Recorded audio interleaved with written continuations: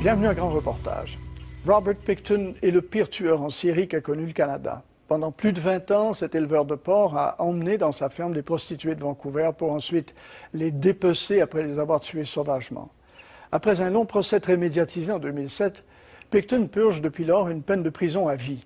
Cette affaire macabre revient aujourd'hui à la surface avec l'ouverture de l'enquête publique ordonnée par la Colombie-Britannique sur le travail fort critiqué de la police de Vancouver et du rôle de la GRC. Ce qui suit dresse un portrait de Pickton et des images de reconstitution qui donnent froid dans le dos.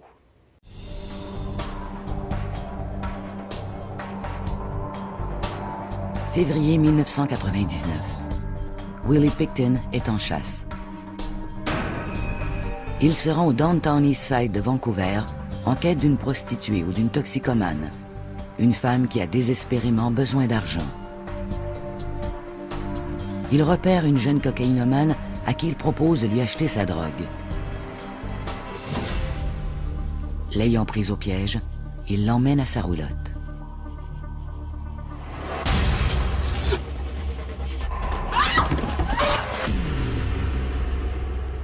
Sa victime morte, Willie sait comment la faire disparaître. Willie a été soupçonné d'avoir littéralement dépecé les femmes comme les animaux ou les porcs qu'il abattait.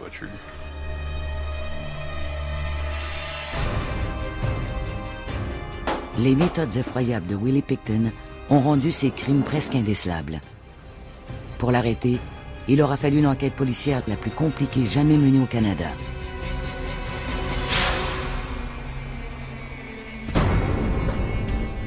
Robert William Pickton est né le 24 octobre 1949. Ses parents, Leonard et Louise Pickton, ont une porcherie à Port Coquitlam, à 25 km à l'est de Vancouver. Ils y élèvent des animaux qu'ils abattent et dépecent. Ils vivaient dans cette ferme de manière primitive. Les animaux entraient et sortaient à leur gré de la maison des Pickton. Comme le père pense qu'une fille n'a pas sa place dans une porcherie, la sœur aînée de Willie, Linda, vit chez un parent à Vancouver. Willie et son frère cadet David restent pour y travailler. Et leur mère, dure et exigeante, y veille.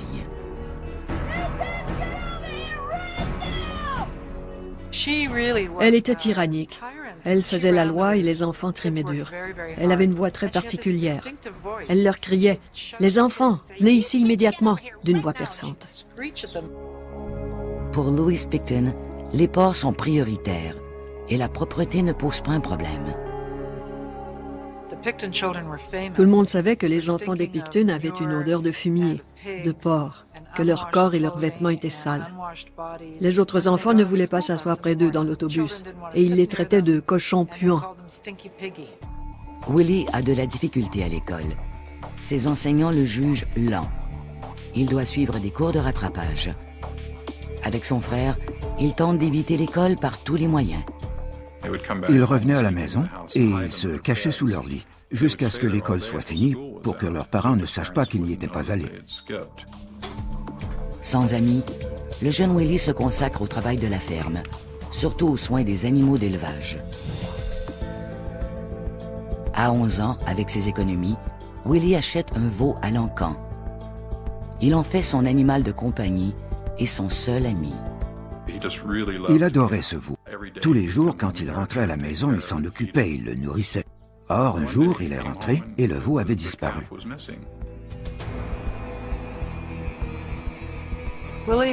Willie est allé voir sa mère qui lui a dit d'un ton sec et déterminé « Va voir dans la grange ». Il y est allé et il a vu que le veau avait été débité. Il était hystérique.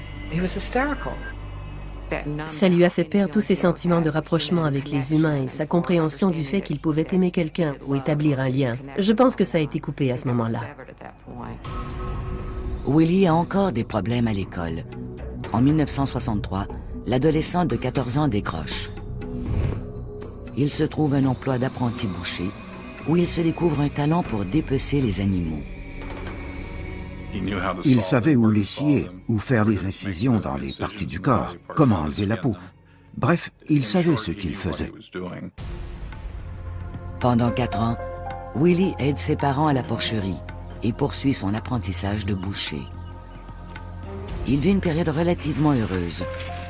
Mais le bonheur et la normalité ont la vie courte à la ferme des Picton.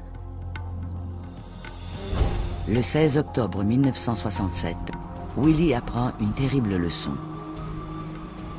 Dave, le frère de Willie, avait 16 ans et il venait tout juste d'avoir son permis de conduire. Il a pris le camion de ses parents pour une balade. Le conducteur inexpérimenté frappe un jeune garçon qui marchait en bordure de la route.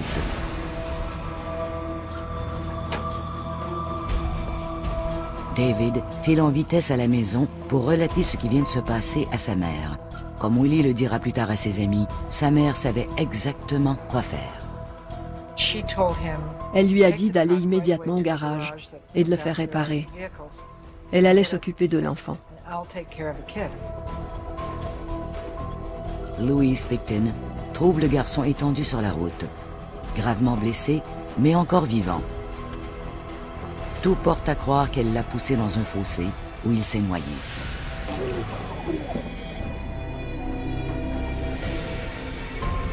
Malgré ses soupçons, la police conclut à une mort accidentelle. Aucun Picton n'est inculpé de ce meurtre. Dans cette famille, si on pouvait s'en tirer, on s'en tirait.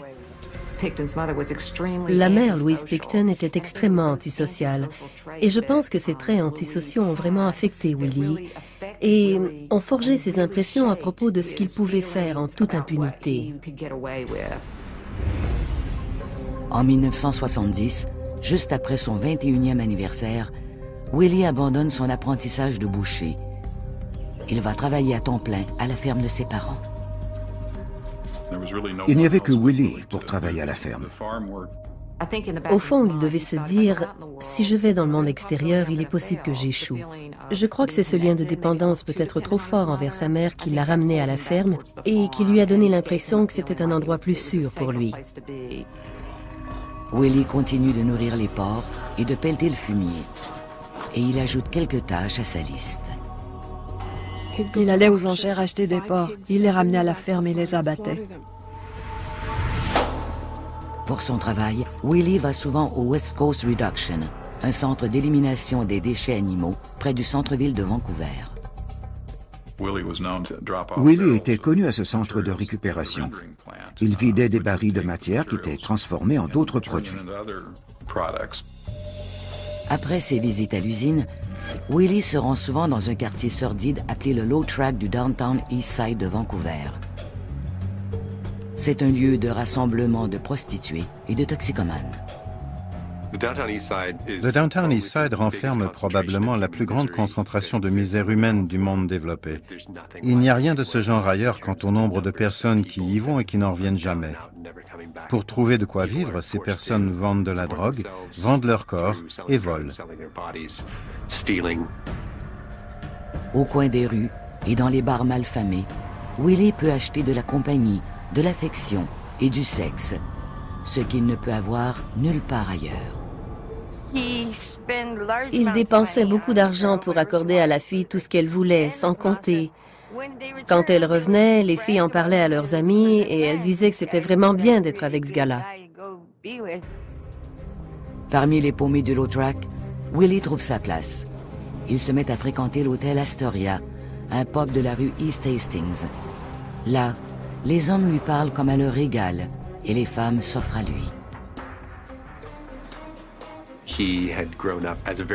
Il avait grandi sans aucun pouvoir. Ces personnes qui l'aidaient, à qui il accordait des faveurs, peu importe, lui donnent l'impression d'avoir une sorte de pouvoir. Un pouvoir que Willie aime bien et dont il a de plus en plus besoin. Il emmène des travailleuses régulièrement. À première vue, il semble amical, attentif même. Mais quand la fille est dans sa voiture, il peut devenir violent.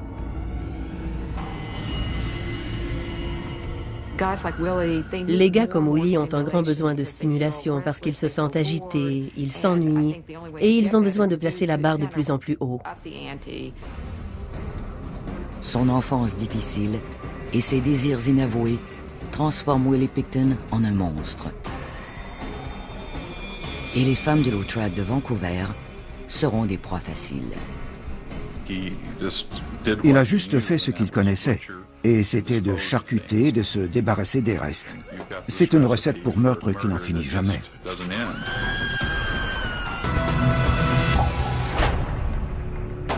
En 1975, Willie Pickton a 25 ans.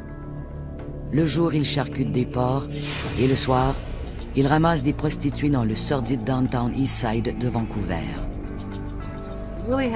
Willie avait deux personnalités. À la campagne, c'était un simple garçon qui travaillait à la ferme. En ville, il était le grand dépensier de l'hôtel Astoria. Il fournissait de l'argent et de la drogue. Il adopte une routine prévisible et inquiétante. Mais en 1978, la vie de Willie change brusquement. Ses parents sont malades et en janvier 1978, son père meurt. Peu après, sa mère a un cancer terminal. Willie s'occupe d'elle et il voit cette femme jadis si forte devenir chétive et frêle. Il lui changeait les couches et il veillait sur elle. Il la soignait et il a trouvé cela très traumatisant. La chose la plus fondamentale et la plus primaire du monde, c'est la relation de l'enfant à sa mère. C'est la première relation et elle est très difficile à rompre. Avoir à s'occuper d'elle a sans doute été très dur. En avril, la mère de Willie meurt. Elle lègue la ferme et l'abattoir à ses 3 enfants.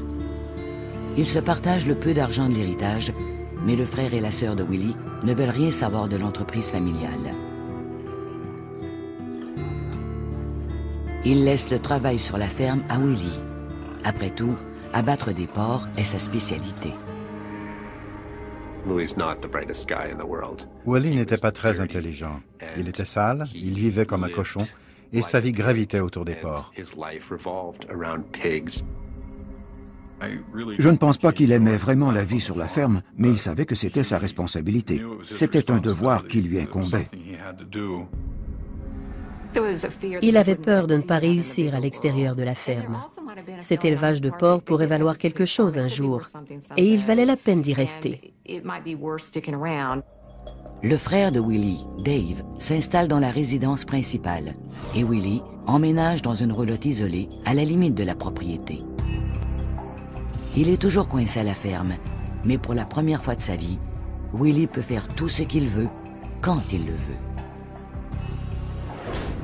Il reçoit souvent des femmes. Il amenait des femmes qui y restaient quelque temps. Il leur apprenait les rudiments de son métier de boucher. Ils allaient au cinéma ou magasiner. C'était une belle vie en quelque sorte, avec les femmes qui se succédaient. Ces femmes ne font pas de cas de son manque d'hygiène. Willie était si repoussant qu'il devait s'abaisser pour avoir des amis. La plupart de ses amis et de ses associés étaient des personnes qui attendaient quelque chose de lui. Il donne souvent de l'argent ou de la drogue à ses femmes pour qu'elles nettoient sa roulotte ou qu'elles l'aident autour de la ferme. Mais elle ne couche jamais avec lui et il a grandement besoin de sexe. Un soir de 1980, alors qu'il roule dans le downtown East Side de Vancouver, Willie aperçoit une jeune fille dans la rue Hastings. D'après la fille, Willie l'a fait monter dans son camion. Et comme elle l'a dit plus tard à un journaliste, Willie est devenu violent. C'était une adolescente de 14 ans qu'il avait fait monter dans son véhicule, dans le centre de Vancouver. Il l'a agressée avec un couteau. Il l'a violée et il l'a laissée dans un stationnement. À ses yeux, les prostituées ne valaient guère mieux que les porcs. Elles étaient peut-être des êtres inférieurs, des gens qu'on peut maltraiter. Et faire cela sans se faire prendre avivait l'excitation. Malgré ce désir apparemment nouveau de violence, cette agression présumée a semblé satisfaire le désir de Willie. Pendant plus d'1 décennie, il reprend sa routine. Le jour à la ferme, le soir en ville. Puis en 1994, les Pickton vendent la partie nord de la ferme. La vente leur rapporte près de 2 millions de dollars.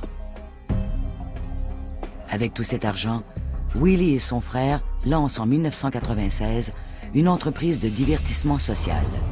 La Piggy's Palace Good Time Society est un prétexte pour organiser des fêtes débridées.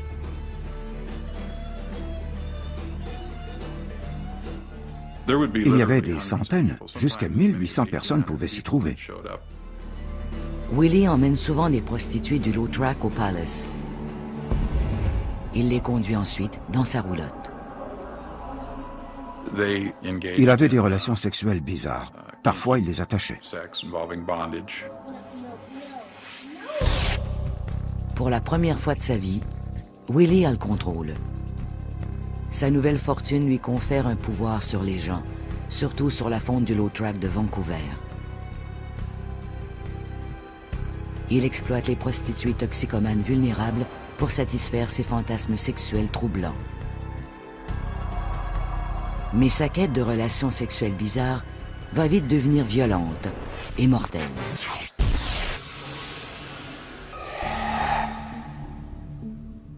En mars 1997, une prostituée appelée Wendy Eistetter est allée chez Willie. Pendant la relation sexuelle, Willie a tenté de la menotter, mais elle s'est libérée.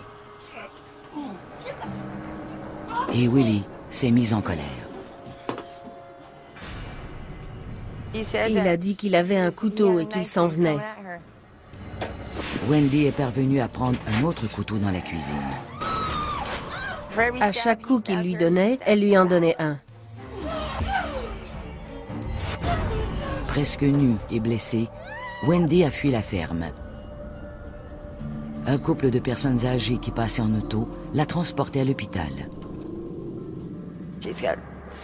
Elle avait reçu des coups de couteau sur tout le corps. C'était horrible. Ces énormes plaies béantes d'ici à là. La police inculpe Pickton d'agression, mais Wendy a trop peur pour témoigner. Elle ne se présente pas au procès. L'inculpation de Pickton tombe. Il rentre dans sa ferme, avec ses porcs et ses couteaux de boucher.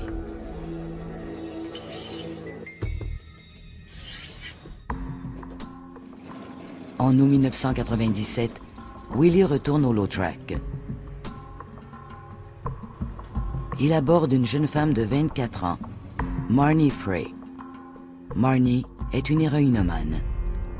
Willie lui offre de lui acheter de la drogue si elle couche avec lui. Il l'emmène dans sa roulotte. Après la relation sexuelle, il devient violent. Marnie n'est pas rentrée cette nuit-là. Il l'a probablement démembrée et enterrée sur la ferme. Certains membres, du moins. Ce qui restait, Willie l'a peut-être apporté au West Coast Reduction, le centre de recyclage des restes animaux qu'il fréquentait. Le meurtre de Marnie Frey marque le début d'un chapitre de violence dans la vie de Willie Pickton. Outre son envie irrésistible de dominer sexuellement les femmes, il a maintenant le goût de tuer. De 1995 à 1997, 21 femmes disparaissent du Downtown East Side, ce quartier malfamé de Vancouver. Il aimait chacune des étapes. Les aborder, leur faire la cour au coin de la rue, discuter du prix, l'assassinat, le dépeçage. Je pense que c'était un processus qu'il aimait vraiment. Mais personne ne soupçonne Willie Pickton d'attirer des femmes à sa ferme et de les tuer. Les tueurs en série ont généralement besoin d'une excitation de plus en plus forte et il y a une escalade de la violence. Willie passe des relations sexuelles avec des prostituées, à les emmener chez lui, au viol, puis au meurtre. En 1998, 9 autres femmes disparaissent. La police ne mène pas d'enquête, ne croyant pas la possibilité qu'elles aient été tuées. Des membres des familles des femmes disparues, des amis et des collègues remplissaient les rapports de police et on leur répondait « Ces femmes prennent l'autobus et partent ailleurs ». La police n'aime pas mener une enquête quand il n'y a pas de cadavre. Elle ne voulait pas prendre ces cas au sérieux.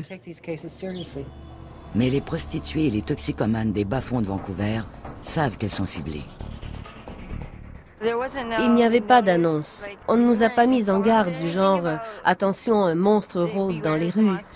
Mais on ne voyait plus les filles au coin des rues. Helen Allen dirigeait un refuge offrant des repas et des services sociaux aux travailleuses de la rue. C'était horrible de voir toutes ces femmes qui disparaissaient. Nous en étions si conscientes. Je pense qu'on se sentait toutes impuissantes. Elle rapporte plusieurs disparitions, mais les policiers n'y donnent pas suite. On nous rabrouait constamment et on nous disait « Vous savez, il arrive souvent que cette femme parte avec un client. Et elle va bien, j'en suis certain. » Les policiers de Vancouver ne voulaient même pas mettre « tueur » et « série » dans la même phrase. Ils disaient « Que voulez-vous, ces femmes montent dans l'auto d'un étranger, alors qui sait où elles sont ?» C'est une attitude qui revient à hausser les épaules. Les femmes du low track continuent de partir avec Willie. D'une part parce qu'il les paye bien, et d'autre part parce qu'il a la réputation d'être un bon gars. Il conserve même un lien d'amitié avec quelques femmes. Ce n'est pas surprenant qu'un tueur en série ait une autre vie. Ce n'est pas comme s'il devait tuer toutes les femmes qu'il rencontre. C'est plus compliqué que cela. Une des amies de Willie est une accro au crack appelée Lynn Ellingson. Elle a passé plusieurs mois à sa ferme en 1999. Un soir, après avoir pris sa dose dans la roulotte de Willie, Lynn s'est endormie. Quelque chose l'a réveillée ce soir-là. Elle a regardé dehors et elle a vu de la lumière à l'abattoir. Par curiosité, elle est sortie pour voir ce qui s'y passait.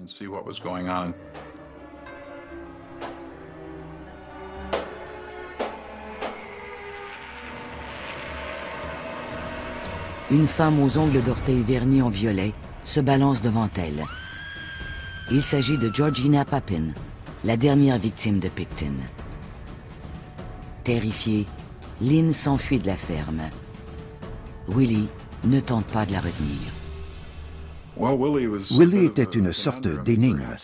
Il n'a peut-être pas tué Lynn Ellingson parce qu'elle était son amie, il la connaissait.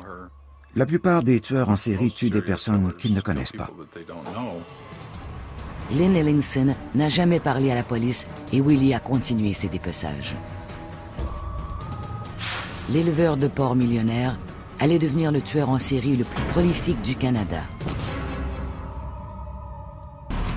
En février 1999, Willie Pickton avait déjà tué au moins 2 femmes. Mais plus de 30 femmes avaient disparu des rues de Vancouver. Tandis que la police continue de ne pas s'occuper des disparitions, Willie Pickton se prépare à tuer une autre victime. Elle s'appelle Brenda Wolfe. C'est une toxicomane qui est allée à la ferme de Willie dans l'espoir d'obtenir de la drogue. Elle n'en sortira pas.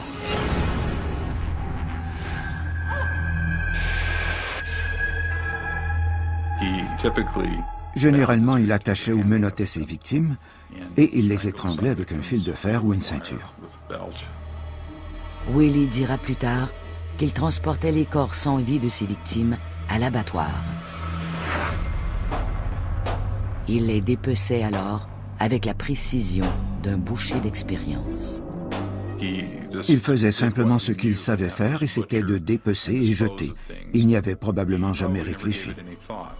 Dans la plupart des cas, Pickton place les restes de ses victimes dans des barils qu'il transporte à la West Coast Reduction.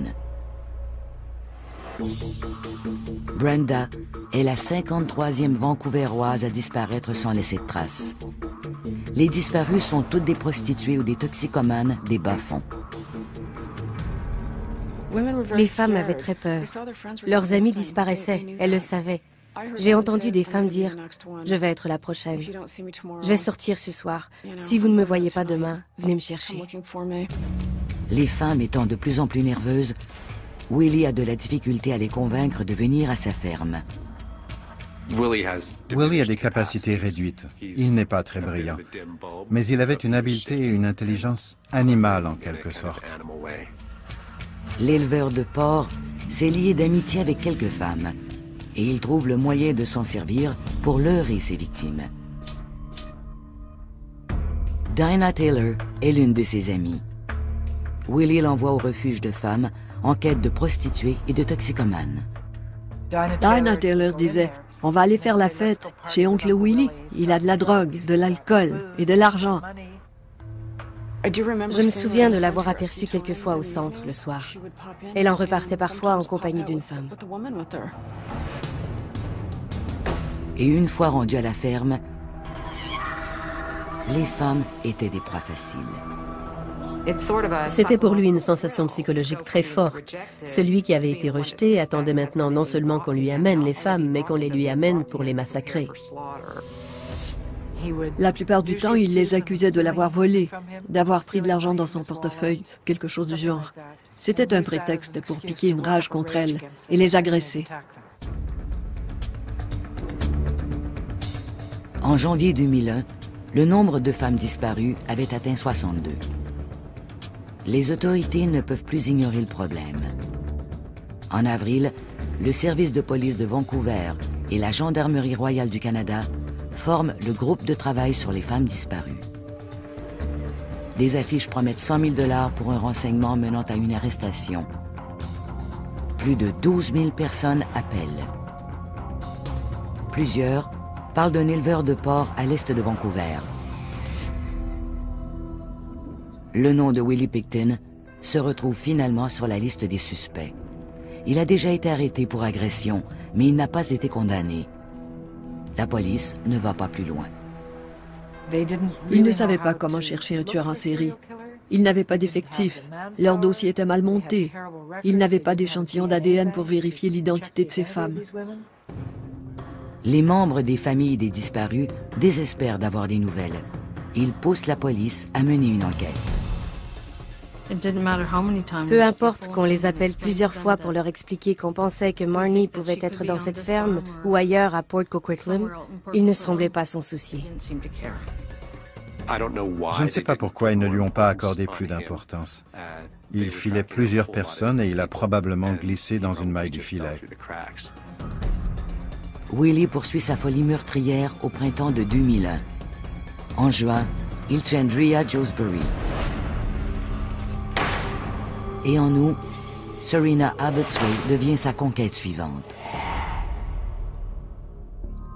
Mais contrairement à ce qu'il a fait de ses autres victimes, Pickton ne se débarrasse pas immédiatement des corps. Il met leurs têtes, leurs mains et leurs pieds dans des seaux de plastique au congélateur. Je pense qu'il est devenu négligent. Voilà un homme qui n'a peut-être pas vraiment compris les implications de ce qui pouvait lui arriver. Je pense qu'il s'est cru invincible. N'oubliez pas que sa mère s'en était tirée à la suite d'un meurtre. En novembre 2001, Willie s'arrête au coin de Main et Hastings pour parler à Mona Wilson, âgée de 26 ans.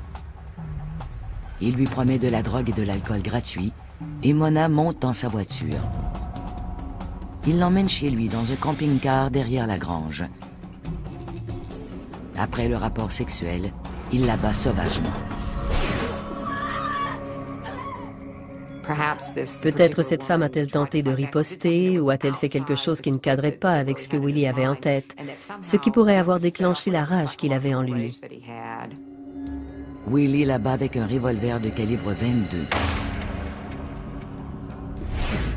Son sang éclabousse les murs et imbibe le matelas. Il se peut qu'avec le temps, il y ait eu une escalade dans ses comportements, parce qu'il avait besoin d'agir de plus en plus violemment. À la fin de 2001, 64 femmes du Low Track de Vancouver sont sur la liste des disparus. Mais la police n'a fait aucun progrès. Finalement, le 1er février 2002, les enquêteurs ont une piste inattendue. Un camionneur qui travaillait parfois à la ferme des Pickton dit à un agent qu'il a vu des armes illégales dans la roulotte de Willie. Voulant en savoir davantage sur ce suspect de meurtre potentiel, la police obtient un mandat de perquisition. Ils devaient procéder très prudemment pour ne pas manquer cette chance. 4 jours plus tard, les policiers de Vancouver arrivent à la propriété des Pickton. Les découvertes macabres qu'ils y font vont déclencher la plus grande enquête de criminalistique jamais menée au Canada.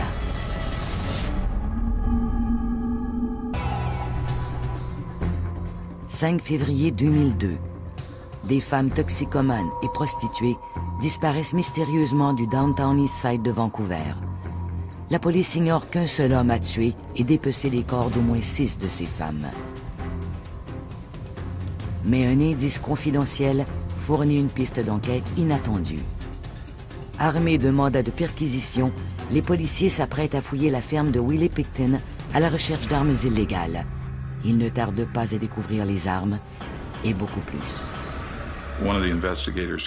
Un enquêteur a trouvé un inhalateur portant le nom d'une des femmes disparues. Il avait été prescrit à Serena Abotsway. Le groupe d'enquête conjoint a alors décidé de suspendre l'enquête sur les armes à feu et de demander de nouveaux mandats de perquisition.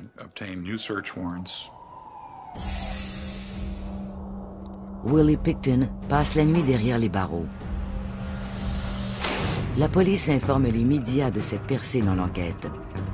À l'aube, les journalistes et les équipes de caméras de tout le pays encerclent la ferme. Tout le monde était là, bouche bée. On s'imaginait les pires choses, comme si les cauchemars se concrétisaient. Sur la propriété, les enquêteurs font une découverte macabre. La preuve de l'assassinat de Mona Wilson.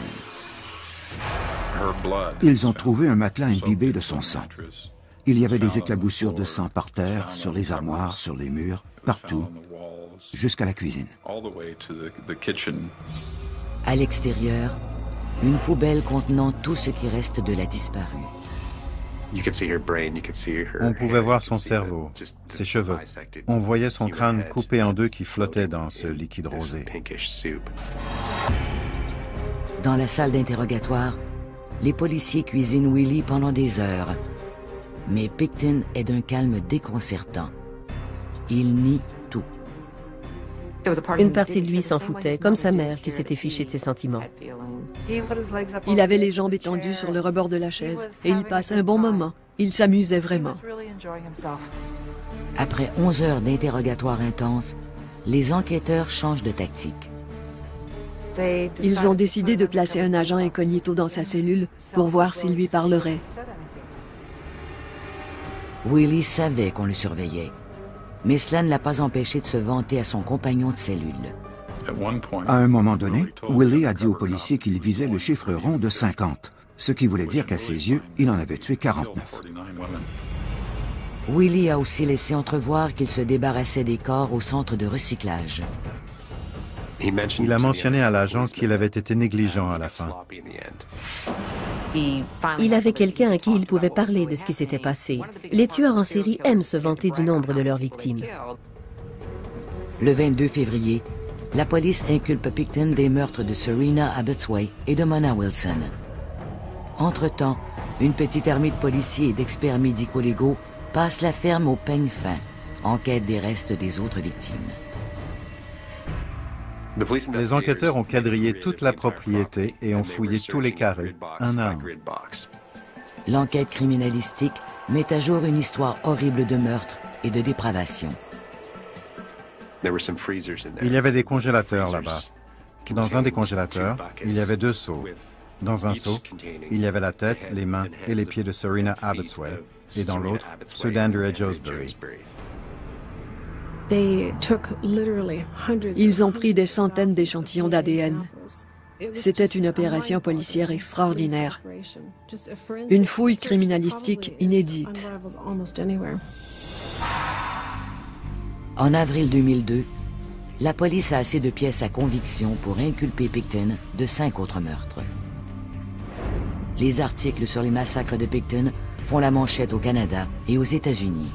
À quelques reprises, des journalistes m'ont appelé pour me demander si je connaissais une telle. Et je répondais bien sûr, je la connais, pourquoi? Ils disaient qu'on venait de découvrir ses restes sur la ferme de Robert Pickton. J'ai dû m'y faire. Je pensais qu'il parlait d'une personne que je croyais vivante. Même si Pickton est derrière les barreaux, les détails concernant les meurtres répandent la terreur à Vancouver. Le 11 mars 2004, les autorités canadiennes en matière de santé font une déclaration choc. La contamination croisée signifie que des restes humains aient pu contaminer ou se retrouver dans la viande de porc qui a été produite. On avait reçu beaucoup de viande de porc de cet élevage. Le soir où les médias ont annoncé cette nouvelle, On a appelé Lynn, la mère de Marnie, et la première chose que ma fille lui a dit a été « Je suis vraiment désolée, ma tante, parce qu'il se peut qu'on ait mangé Marnie. » Personne ne rapporte de viande, mais bon nombre attendent avec impatience le début du procès de Robert Pickton. L'enquête criminalistique de collecte des indices à la ferme Pickton dure 22 mois. À la fin de 2005, la police a assez de pièces à conviction pour inculper Willie Pickton de 27 meurtres. Mais l'inculpation n'est pas aussi solide qu'on le souhaite. À la toute veille du procès, personne ne s'attend à entendre « non coupable ». On a vu que certains membres du jury étaient en larmes. Et alors j'ai compris que le verdict allait être problématique.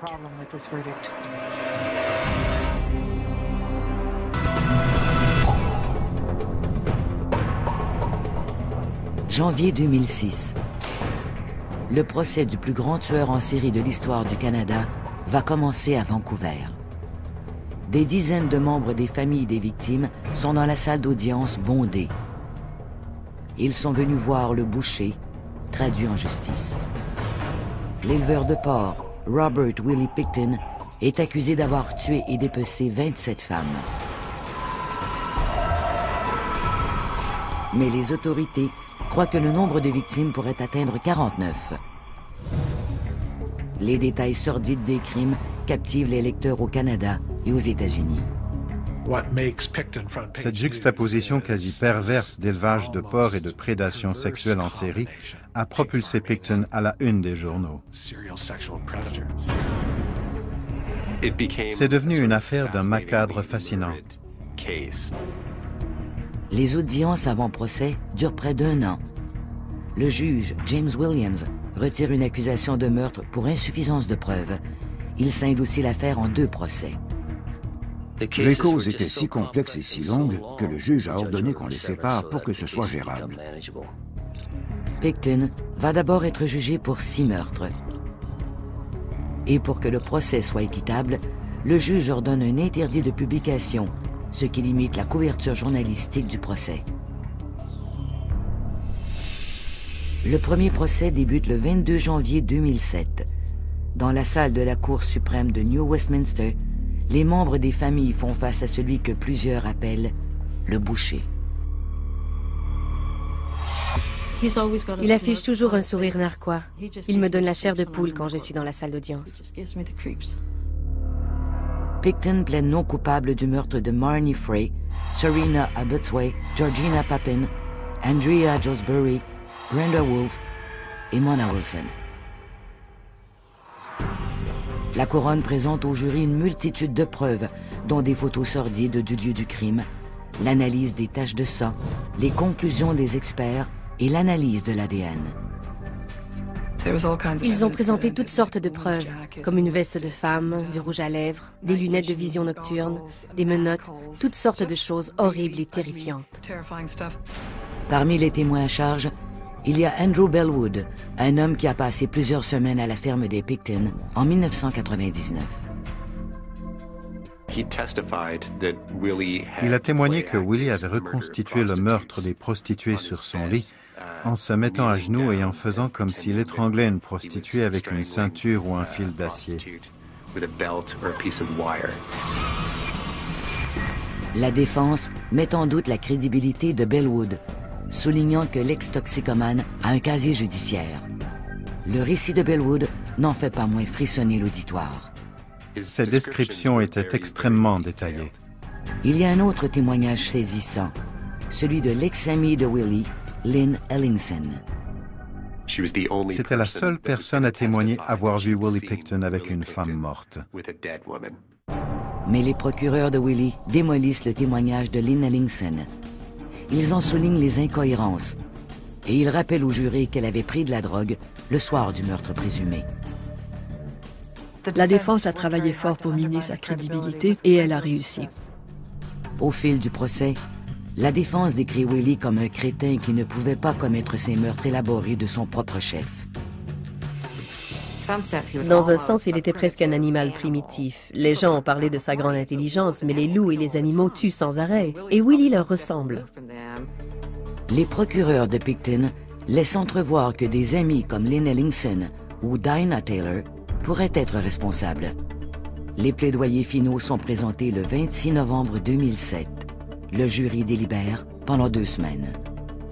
Le 8 décembre, les parents des victimes et les journalistes sont là pour entendre le verdict du jury. On a vu que certains membres du jury étaient en larmes. Et alors j'ai compris que le verdict allait être problématique. Et c'est le cas pour les membres des familles des victimes. Les jurys concluent que Picton n'est coupable d'aucun meurtre prémédité. Les familles dans la salle se sont mises à crier. Mais Picton n'échappe pas à la justice. Le jury déclare Picton coupable de 6 meurtres au 2e degré. Le juge Williams